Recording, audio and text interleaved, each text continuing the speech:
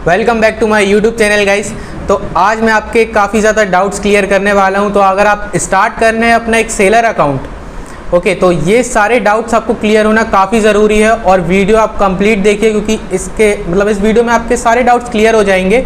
और अगर आप सेल करना स्टार्ट कर रहे हैं ना, तो आपको कम से कम ये टेंशन नहीं होगा कि मेरे ऑर्डर आ रहे हैं, है ना, तो लॉस पे तो नहीं जाऊंगा। अगर नहीं आ रहे हैं तो क्यों नहीं आएंगे, अपने अकाउंट को कैसे एनालाइज करना है और कैसे अपनी बाकी चीज़ों को मेंटेन करना है, कैसे टैक्स रिपोर्ट मेंटेन करना है, अगर मुझे लॉस होगा तो कितने क्या चार्जेस लग रहे हैं। तो ये सारी चीज़ें आज हम इस वीडियो में क्लियर करेंगे। देखिए, अगर आप एक नया बिजनेस स्टार्ट कर रहे हैं तो बेसिकली आपको क्या ज़रूरत है, इन्वेंट्री, है ना। और माइंड पे आपकी क्या चल रहा है कि ऑर्डर, ज़रूरत क्या है, इन्वेंट्री। माइंड पे क्या चल रहा है, ऑर्डर। और किसी ने आपको आके बोल दिया कि मैं आपको 400 ऑर्डर ला के दूंगा मंथली, तो आपको इस स्कैम पे नहीं फंसना है। तो सबसे पहले तो ये स्कैम है, ठीक है। तो आपको इस स्कैम पे नहीं फंसना है। अगर कोई आपको बोल रहा है कि नहीं मैं 400 ऑर्डर सर आपको मंथली ला के दे दूंगा, तो ये सिर्फ एक स्कैम है, क्योंकि एक महीने पे एक एल्गोरिदम के अकॉर्डिंग वर्क होने पे कोई भी इतने सारे ऑर्डर्स आपको ला के नहीं दे सकता।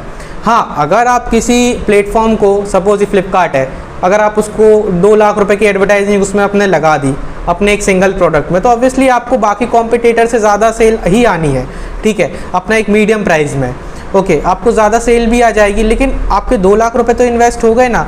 आपको एक जेनेरिक सेल चाहिए है जो बिना एडवर्टाइजिंग के आए, बिना प्रमोशन के आए।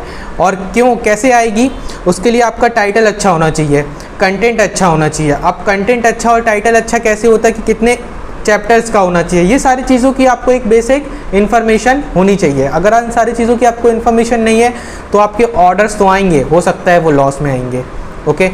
तो अगर आप अपने ऑर्डर्स का प्राइस भी कम कर रहे हो तो ऐसा नहीं करना है, अपने कॉम्पिटिटर्स के साथ मैच करके अपना प्राइस लेके चलना है।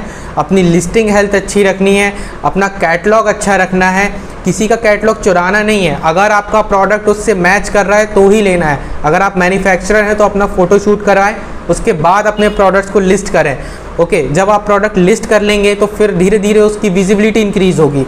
ये नहीं है कि प्रोडक्ट लिस्ट हो गया, अगले दिन मुझे 200 ऑर्डर मिल जाएंगे, अगले दिन मुझे 10-15, अगर कम से कम चांसेस भी आप मन में सोच रहे होंगे प्रोडक्ट लिस्ट किया, यार 3 दिन हो गए अभी तक तो एक भी ऑर्डर नहीं आया, तो ऐसा नहीं होता।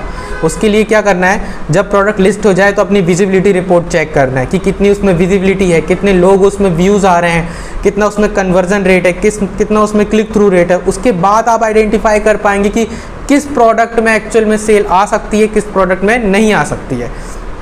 प्रोडक्ट सिलेक्ट करने से पहले ये बातें भी आपको बहुत ज़्यादा ज़रूरी हैं जाननी, कि अपने कॉम्पिटिटर को आपको ये चेक करना है कि कितने प्राइस पे वो सेम प्रोडक्ट को सेल कर रहे हैं और आपको वो प्रोडक्ट कितने पे मिल रहा है, ठीक है, कितनी आपको उसकी कॉस्टिंग पड़ रही है। लेकिन अगर आपको उसकी कॉस्टिंग ज़्यादा पड़ रही है तो समझ लीजिए कि आप अपने कॉम्पिटिटर से कंपटीशन नहीं कर पाएंगे, क्योंकि आप बेसिकली आपको जो मेन चीज़ है ना वही ज़्यादा है, कॉस्टिंग आपकी ज़्यादा है, मतलब आपको प्रॉफिट थोड़ा सा मार्जिन कम भी रखोगे तो आप फ्लिपकार्ट और अमेज़ॉन के चार्जेस तो उसमें ऐड करोगे ही करोगे।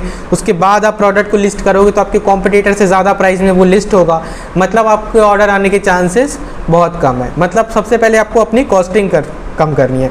मतलब एक छोटे बिजनेसमैन के रूप में मत देखो अपने आप को, एक बड़ा बिजनेसमैन के रूप में देखो, है ना। अगर कोई कंपनी किसी चीज़ की मैन्युफैक्चरिंग स्टार्ट करती है, अगर वो कम क्वांटिटी में कर रही है तो मतलब अगर वो कम क्वांटिटी में अगर वो कर रही है ना, तो आपको डेफिनेटली ये फिक्स है कि वो ज़्यादा प्राइस पर सेल होगा प्रोडक्ट, क्योंकि क्वांटिटी जो बनने की है ना, मैन्युफैक्चरिंग क्वांटिटी है वो कम है।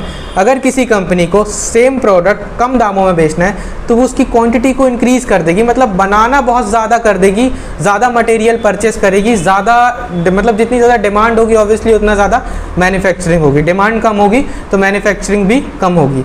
अगर डिमांड कम है, समझ लो कि प्रोडक्ट की प्राइसिंग बहुत ज़्यादा है, ठीक है, क्योंकि उसकी डिमांड भी कम है। और अगर फिर कोई बेच रहा है बहुत कम दामों में तो समझ लीजिए कि प्रोडक्ट को निकाल रहा है, मतलब वो स्टॉक निकाल रहा है। जब वो स्टॉक निकल जाएगा उसके बाद वो कोई नया प्रोडक्ट लॉन्च करेगा और फिर सेल करेगा। तो अदर कंपनियां भी ऐसे ही करती हैं।